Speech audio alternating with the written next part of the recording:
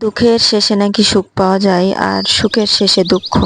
মেয়েদের সংসার জীবনে যতই কষ্ট হোক না কেন মেয়েরা কখনো সংসার ছাড়তে চায় না। আর মেয়েদের এই সরলতার সুযোগ নেয় কিছু কিছু পুরুষেরা। হ্যালো বন্ধুরা, আসসালামু আলাইকুম। কেমন আছেন আপনারা সবাই? আশা করি আল্লাহর অশেষ রহমতে সবাই ভালো আছেন। আপনাদের দোয়ায় আলহামদুলিল্লাহ আমি অনেক ভালো আছি। আমি একজন হিন্দু মেয়ে, মুসলিম ছেলের সঙ্গে প্রেম করে বিয়ে হয়েছি। আমার জামাইয়ের ফ্যামিলিতে শ্বশুর শাশুড়ি দেবর ননদ সবাই আছে। আমি এই বাড়িতে আসার পর থেকে প্রায় প্রত্যেকটা দিনই দেখি আমার শ্বশুর আমার শাশুড়ির উপর অনেক অত্যাচার করে, মারপিট করে, গালাগালি করে। আমার জামাইও তার বাবাকে কিছু বলে না। আমি একদিন আমার জামাইকে জিজ্ঞেস করলাম যে আম্মুর সঙ্গে এরকম অত্যাচার প্রতিটা দিন হয়, তুমি কেন তোমার আব্বুকে কিছু বলো না? আমার জামাই উত্তরে বলল যে সে আমার কথা শুনে না। তারপরে সে আমাকে সবকিছু খুলে বলল। আমার শ্বশুরের দুইটা স্ত্রী, প্রথম স্ত্রীর দুইটা সন্তান আছে, আমার শাশুড়ি হচ্ছে 2 নাম্বার। আমার শাশুড়ির হচ্ছে দুইটা ছেলে আর একটা মেয়ে।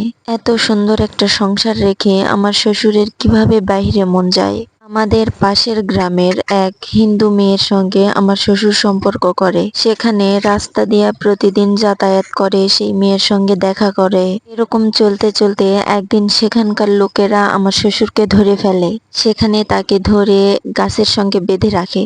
তারপরে তাকে অনেক মারপিট করে। পরে বাড়িতে যখন আমার শাশুড়ি আমার জামাই সবকিছু জানতে পারলো, তারপরে আমার শাশুড়ি সেখানে গিয়ে আমার শ্বশুরকে নিয়ে আসলো।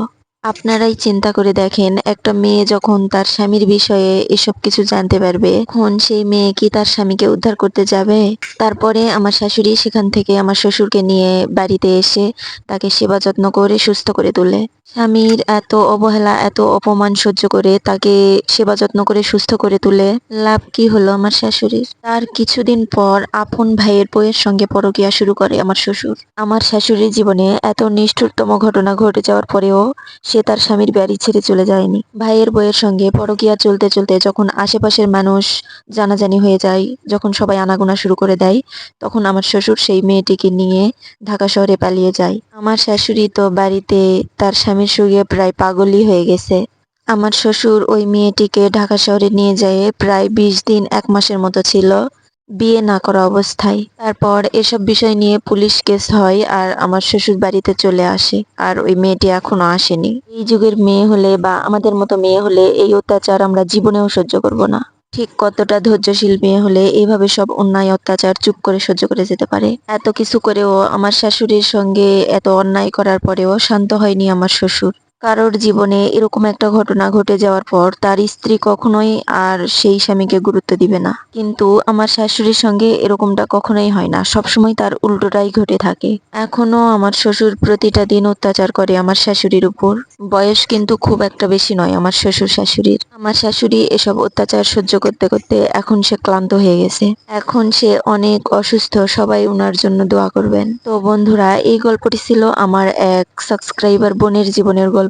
যদি এই গল্পটি আপনাদের ভালো লাগে তাহলে একটি লাইক দিয়ে চ্যানেলটি সাবস্ক্রাইব করে দিবেন। যদি আপনাদের জীবনে এরকম নিষ্ঠুর কোনো ঘটনা ঘটে থাকে, যদি আমাকে বলতে চান তাহলে বলতে পারেন। জীবনে চলার পথে অনেক ধরনের সমস্যার সম্মুখীন হতে হয়, সেই সমস্যায় ধৈর্য ধারণ করলে ভালো ফল পাওয়া যায় লোকে বলে। যখনই আমরা এইসব লোকেদের কথায় কান দিই, নিজের ফ্যামিলির কথা শুনি, ফ্যামিলির সম্মানের কথা ভেবে নিজের যে একটা জীবন আছে সেটাই আমরা ভুলে যাই। এরকম করে লক্ষ মেয়ের জীবন নষ্ট হয়ে যায়। তো বন্ধুরা, আপনাদের সঙ্গে গল্প করতে করতে আপনাদের এটাই বলা হলো না যে আমি এখন কি করতেছি। বাংলাদেশের জাতীয় ফুল শাপলা। বিলের পানিতে যে ফুলটা ফোটে সেই ফুলের নামই হলো শাপলা। আমার মেয়ে হচ্ছে সেই শাপলা ফুলটা নেওয়ার জন্য অনেক জেদ করতেছিল। এখানে অনেক নিচু জায়গা, সেই জন্য এখানে নামা যাবে না। তাই আমার মেয়েকে বুঝিয়ে সুঝিয়ে সেখান থেকে নিয়ে গেলাম। তো বন্ধুরা, ভিডিওটি আপনাদের কেমন লাগলো আমাকে অবশ্যই কমেন্টে জানাবেন। ভিডিওটি শেষ পর্যন্ত দেখার জন্য আপনাদেরকে অসংখ্য অসংখ্য ধন্যবাদ। সবাই ভালো থাকবেন, সুস্থ থাকবেন। আমার বাচ্চাদের জন্য একটু দোয়া করবেন। আল্লাহ হাফেজ।